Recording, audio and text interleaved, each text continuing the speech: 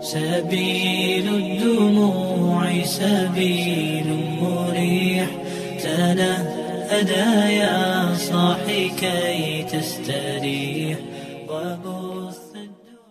Bismillahirrahmanirrahim. Assalamualaikum warahmatullahi wabarakatuh.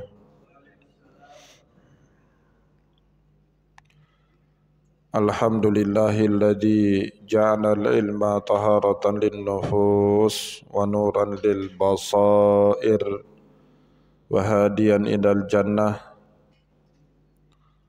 Asyhadu an la ilaha illallah wahdahu la syarika lah wa asyhadu anna Muhammadan abduhu wa rasuluhu sahibul burhan. Allahumma salli wa sallim ala rasulikal karim Muhammad sallallahu alaihi wasallam wa ala alihi wa ashabihi wa man tabi'ahu bi ihsanin ila yaumiddin, summa amma ba'du. Puji dan syukur senantiasa dan tidak pernah bosan-bosannya kita panjatkan kehadirat Sang Maha Pencipta Allah Subhanahu wa Ta'ala, yang mana dengan limpahan karunia-Nya, rahmat-Nya, hidayahnya serta anugerahnya kepada kita semua, kita kembali masih diberi kesempatan, kesehatan dan usia panjang oleh Allah untuk sama-sama dan senantiasa mengabdikan diri kita di jalannya dengan menjalankan segala perintahnya dan menjauhi semua larangannya.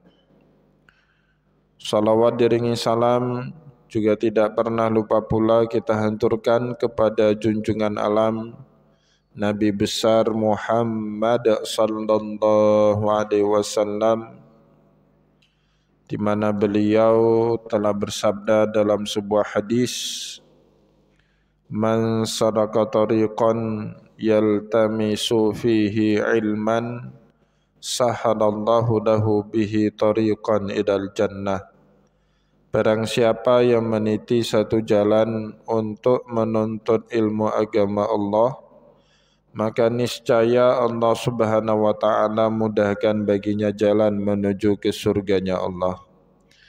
Bapak Ibu kaum muslimin dan muslimat yang dimuliakan oleh Allah, mari pada kesempatan subuh yang penuh dengan keberkahan ini, sambil kembali kita niat iktikaf di rumah Allah, mari sama-sama kita kembali melanjutkan pengajian tasawuf kita dengan kitab Syajaratul Ma'arif karya Sultanul Ulama Syekh Izzuddin bin Abdissalam rahimahullahu ta'ala anhu.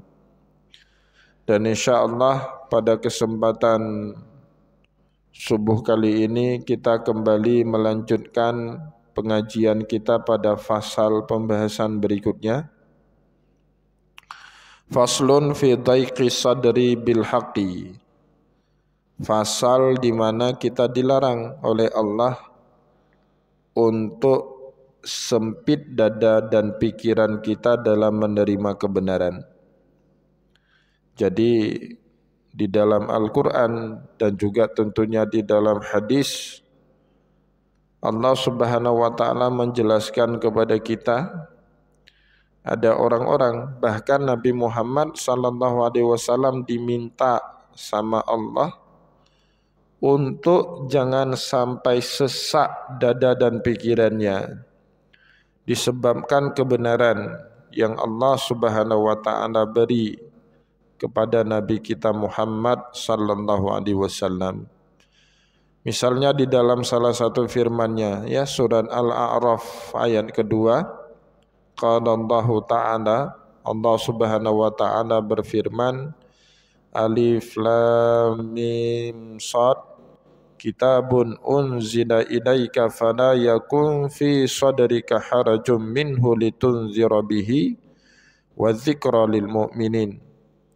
Alif Lam Mim Shad, kitabun unzila ilaika. Muhammad, kitab suci Al-Quran sengaja diturunkan Allah kepada dirimu. Kitabun unzila ilaika fala yakum fi sadrika harajum min. Maka janganlah dadamu itu sempit, sebab Allah Subhanahu wa taala memilihmu untuk menerima kitab suci Al-Quran. Bapak Ibu kaum muslimin dan muslimat yang dimuliakan oleh Allah, jika kita memandang dari segi kehidupan seorang manusia biasa, pada saat seorang manusia menerima wahyu dari Allah, terutama wahyu yang dia terima berupa kitab suci, ya berarti apa? Ada beberapa kehidupan yang ia jalani kemudian tidak seperti biasanya, tidak seperti lazim manusia biasa yang mengerjakannya.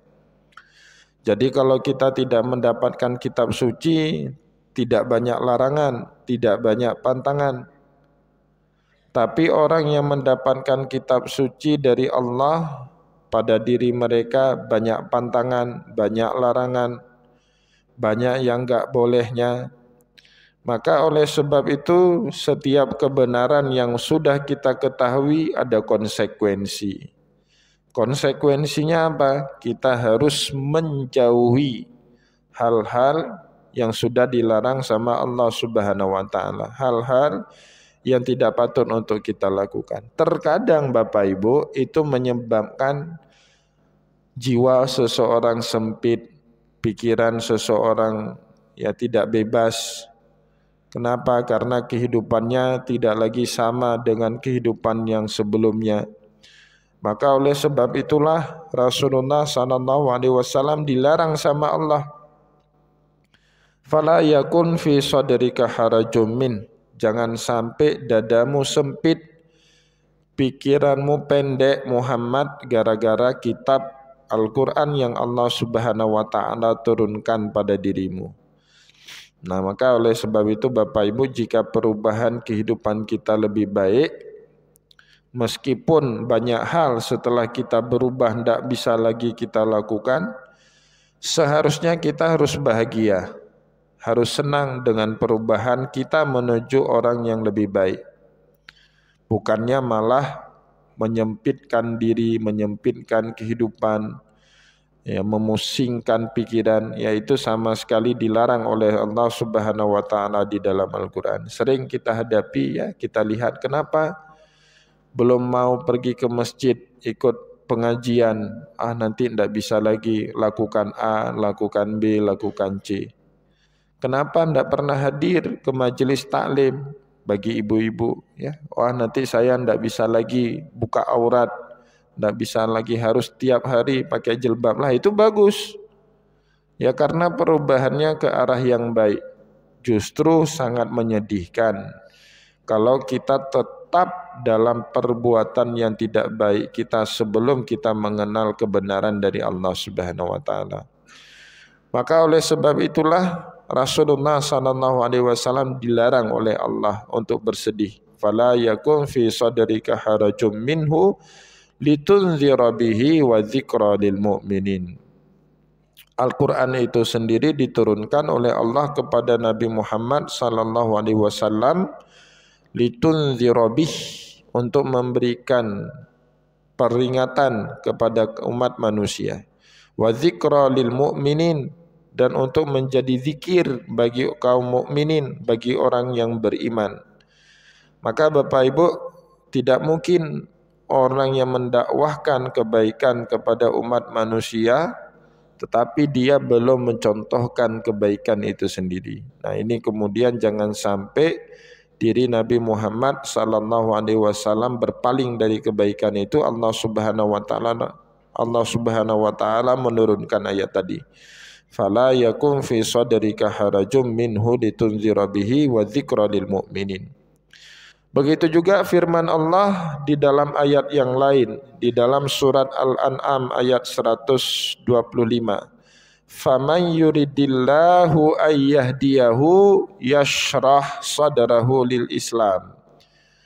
bagi barang siapa saja yang diinginkan oleh Allah Subhanahu wa taala diberikan petunjuk kepada mereka, yahdi sadrahu lil Islam, maka Allah lapangkan hatinya untuk menerima Islam. Allah bukakan pikirannya supaya jernih dan bisa kemudian menerima agama Islam, ya. Jadi ini yang paling patut kita syukuri Bapak Ibu dalam kehidupan kita. Faman yuridillahu ayyahdiyahu yashrah sadrahu lil Islam. Bagi barang siapa saja yang dikehendaki oleh Allah Subhanahu wa taala suatu kebaikan, maka Allah mudahkan jalan bagi dia, bukakan pikiran bagi dia dan melapangkan dadanya untuk menerima ajaran agama Islam. Tetapi sebaliknya kata Allah di dalam ayat tadi, wa may yurid ayyudillahu yaj'al sadrahu dayyiqan harajan ka'annama yas'adu fis sama. Bagi siapa saja yang dikehendaki Allah Subhanahu wa taala untuk sesat, yaj'al sadrahu dayyiqan, maka jalannya menjadi sempit, ya, kalbunya tidak lapang, pikirannya sumpek kalau menerima kebaikan, ya. Yaj'al sadrahu dayyiqan harajan, kalbunya itu penuh kesempitan, punya banyak masalah. Bahkan Allah memberikan perumpamaan faka'annama yas'adu ilas sama, seperti orang yang mendaki ke tempat yang tinggi, ke awan, ke langit. Bapak Ibu, kalau kita berada di tempat yang tinggi, itu oksigen tipis biasanya di tempat itu. Meskipun kita berjalan hanya 100-200 meter, tapi biasanya kita sudah ngos-ngosan, ya, karena oksigennya tipis sekali. Allah Subhanahu wa taala mengibaratkan orang sesat seperti itu. Dinasehati tidak terima, diajari yang baik ditolak, diomongkan baik-baik, ya dia tidak bisa menerimanya. Ini disebut sama Allah Subhanahu wa taala faman yurid ayyudillahu, orang-orang yang diinginkan oleh Allah Subhanahu wa taala untuk tetap dalam kesesatannya. Yaj'al sadrahu dayyiqan, maka hatinya itu sempit, pikirannya sumpek, jalannya tidak jelas, ya, tidak tahu arah jalannya yang mana. Maka oleh sebab itu Bapak Ibu, apa yang telah kita dapatkan hari ini itu patut sekali kita syukuri, ya.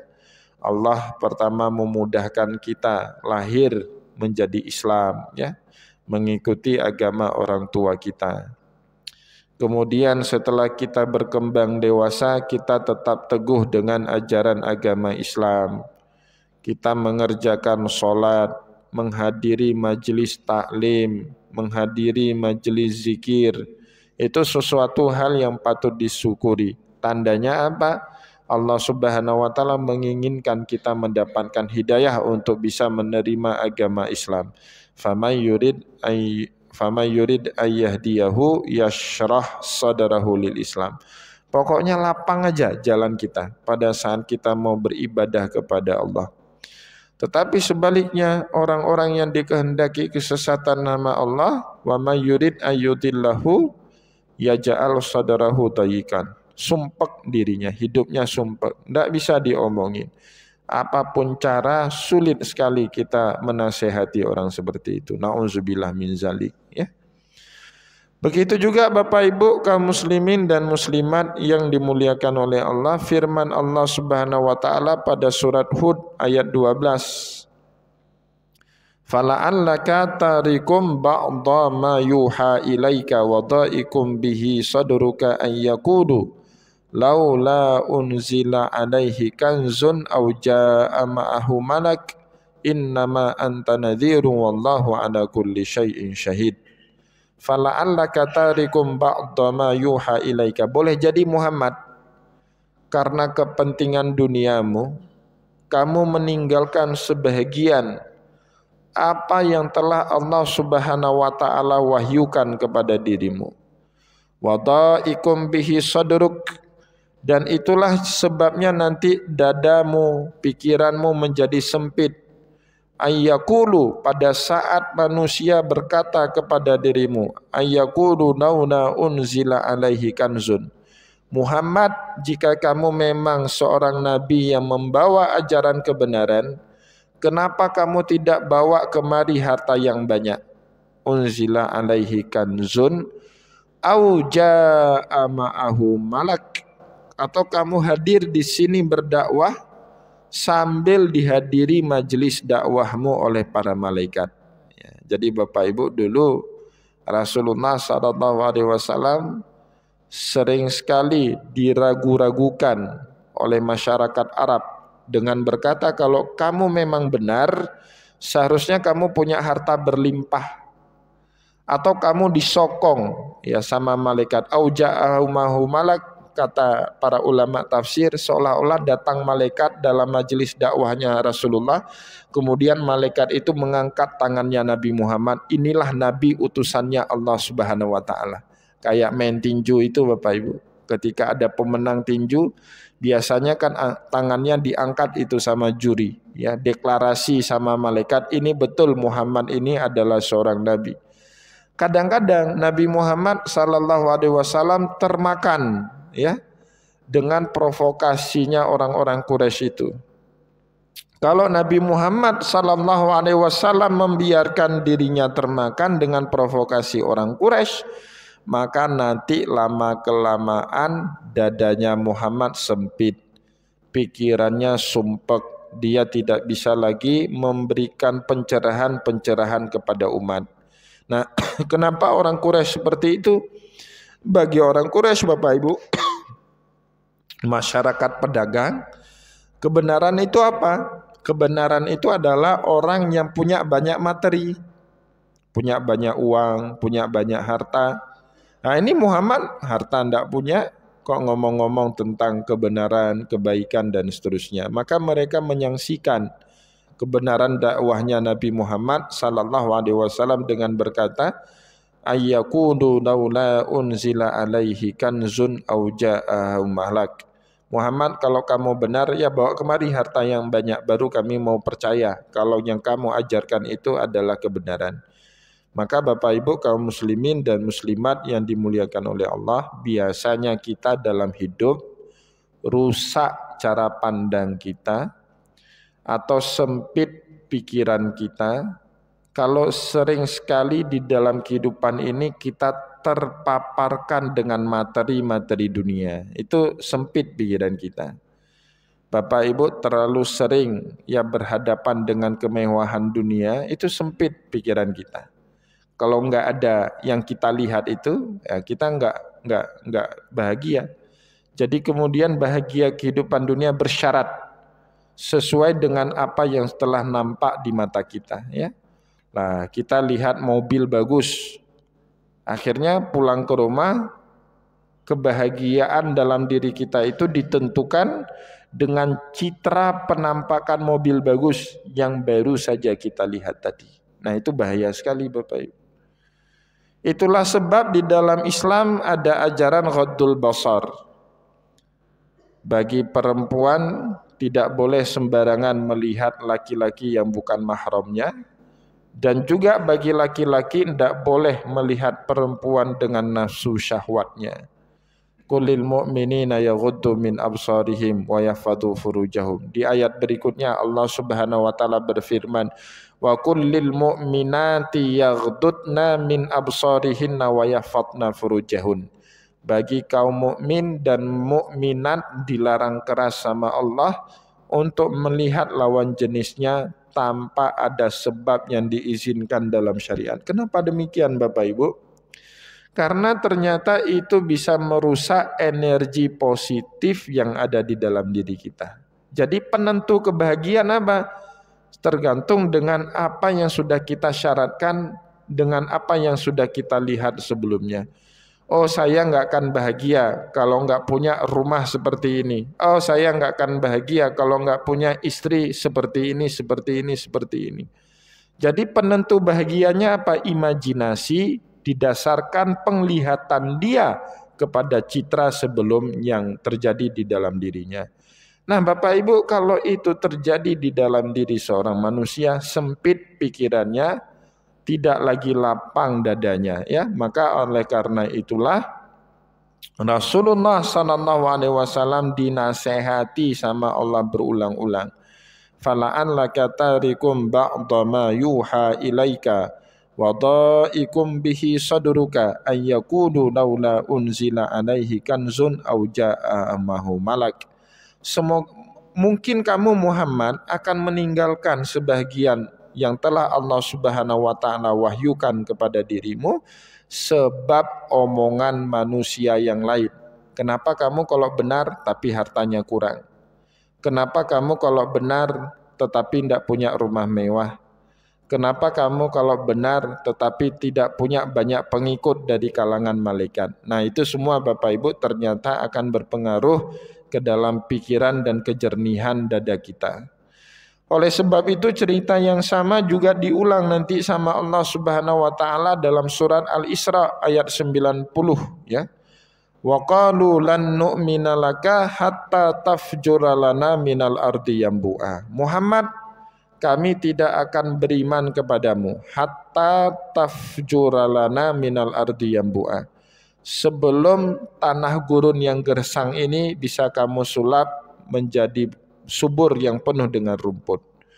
Au takuna laka jannatun min nakhilin wa inabin fatufajjiral anhara khilalaha tafjira. Atau kamu punya kebun korma, punya kebun anggur yang kemudian di tengah-tengahnya itu lewat satu sungai dengan aliran yang sangat deras. Au yakuna laka baitun min zukhrufin, atau kami baru mau percaya dengan dakwahmu kalau kamu punya rumah yang terbuat dari batu mutiara. Au yakuna laka baitun min zukhrufin au tarqa fis sama, atau kamu naik ke langit, kamu turun bersama dengan Tuhanmu dan para malaikat, kemudian Tuhanmu dan malaikat mengangkat kedua tanganmu mendeklarasikan dirimu seorang nabi.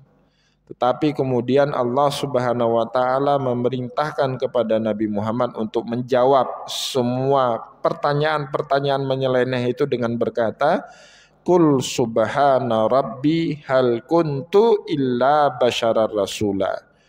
Katakan Muhammad kepada orang-orang yang bertanya nyeleneh seperti itu, subhana rabbi, maha suci Allah, ma kuntu illa basyara rasulah. Saya hanya seorang manusia biasa yang kebetulan diberikan wahyu oleh Allah Subhanahu wa taala. Jadi Bapak Ibu, standar kebaikan di dalam agama bukan banyak atau tidak banyaknya kepemilikan materi, bukan itu.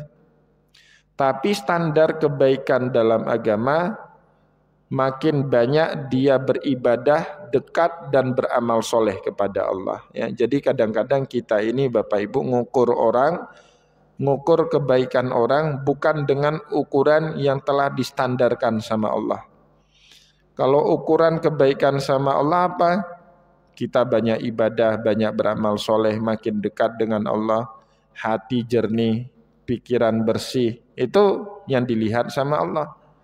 Tetapi yang dilihat oleh kita sesama manusia apa? Kepemilikan materi, kepemilikan terhadap harta benda, punya rumah besar, mobil mewah, ya. Kemudian pakaian, jam tangan yang branded, itu jadi standar penilaian kita kepada orang lain, berbeda dengan Allah. Maka sebab itulah Rasulullah SAW dalam sebuah hadis berkata, Innallaha la yanduru ila ajsamikum wa aswarakum. Allah tidak pernah melihat bagaimana tampilan fisik kalian dan apa yang kalian miliki, walakinna yanduruna ila qulubikum wa a'malikum.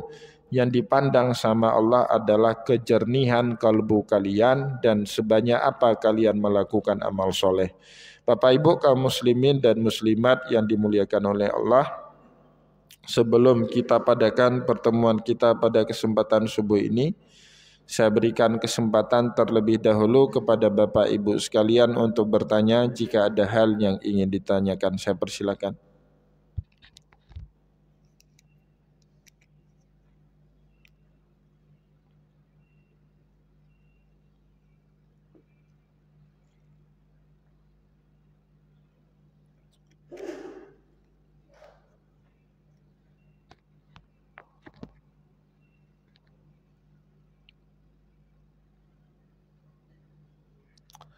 Baik, kalau tidak ada lagi yang ingin ditanyakan, kita cukupkan pengajian kita pada kesempatan subuh ini. Semoga apa yang kita sampaikan pada kesempatan subuh ini bermanfaat ya kepada kita semua.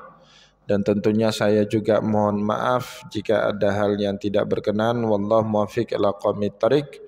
Wa nasrun minallah fatun karib. Wassalamualaikum warahmatullahi wabarakatuh.